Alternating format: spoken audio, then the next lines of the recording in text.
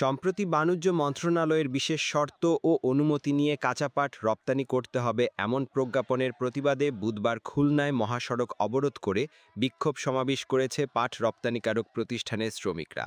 সকাল 9:30 থেকে 11টা পর্যন্ত খুলনা যশোর সড়ক অবরোধ করে রাখে, ফলে দীর্ঘ যানজটে জনদুর্ভোগ সৃষ্টি হয়। কর্মসূচি চলাকালীন শ্রমিকরা নানা স্লোগান দিয়ে কাঁচা পাটকে শর্তযুক্ত পণ্যের তালিকা থেকে বাদ দেওয়ার দাবি জানান। শ্রমিকরা দাবি করেন, শর্তের নামে কাঁচা পাট রপ্তানি নিয়ে সরকার ষড়যন্ত্র করছে। এছাড়া প্রায় 3 মাস আগে থেকে স্থলবন্দর দিয়ে ভারতে কাঁচা পাট রপ্তানি বন্ধেরও প্রতিবাদ জানান শ্রমিকরা। অবিলম্বে রপ্তানিতে কাঁচা পাটকে শর্তযুক্ত পণ্যের তালিকা থেকে বাদ দেওয়ার আহ্বান জানান তারা। পাট মন্ত্রণালয়ের অবৈধ খামখেয়ালির কারণে আজকের আমরা আমাদের রুটি রুজির ব্যাপারে আমরা আজকের রাজপথ অবরোধে নামছি।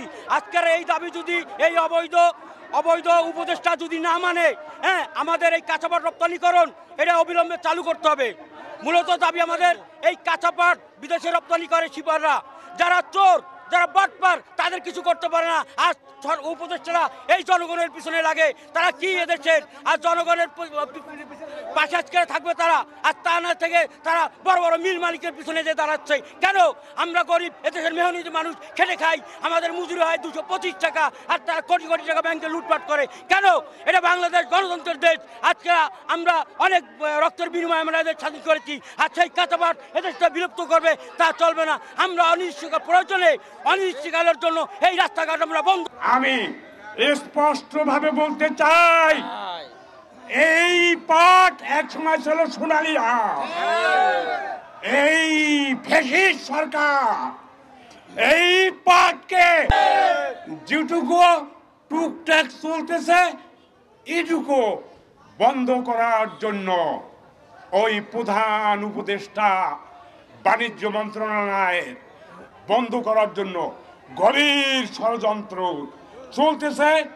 পাট মিল মালিক এবং বিজের কিছু যাদের ব্যবসা নাই, যাদের কাজ না হইলে কোনো অসুবিধা, এই শ্রমিকদের পেটে লাথি মারার ষড়যন্ত্র করবেন না।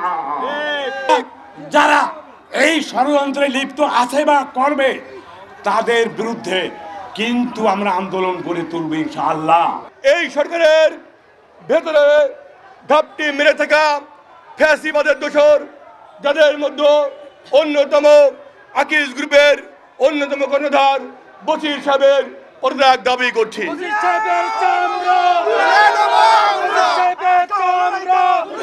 ফ্যাসিবাদের বিদায় করেছি। যদি এই সরকার সিদ্ধান্ত নেয় কাঁচা পাট রপ্তানি বন্ধ করে দিবে, আমরা দৌলতপুর থেকে আমরা আবার 5 আগস্টে যে শিক্ষা পেয়েছে সেই শিক্ষা এই সরকারকে দিতে চাই। আমরা আপনার ন্যায় বিচার চাই। আমরা চাই কৃষি পণ্য কায়দায় রপ্তানি হবে। আর ওই যে আপনার ব্যক্তি মালিকানা যে মিল আছে, সেই মিলের শ্রমিকদের উপরে তাদের নির্যাতন এখন হইল যে তারা শ্রমের উপরে নির্যাতন করতেছে। কাঁচা পাট কাঁচা পাটকে নিয়ন্ত্রণ করে তারা আপনার হলো কুটিগত করে ভোগ করতে চায়। আর এটা করলে কৃষক আপনার ক্ষতিগ্রস্ত হবে, পাট উৎপাদনে তাদের ক্ষমতা হ্রাস পাবে। আমরা সমস্ত সেক্টরের দেশের মানুষ, বৈদেশিক অর্থনীতি থেকে শুরু করে শ্রমিক শ্রেণী ক্ষতিগ্রস্ত। আমরা আজকের পরে এখন আমরা মিটিংয়ে বসবো। আপনার বিভিন্ন হাউস বিভাগ কমিটি আছে এবং বিভিন্ন সামাজিক রাজনৈতিক নেতৃবৃন্দ আছে।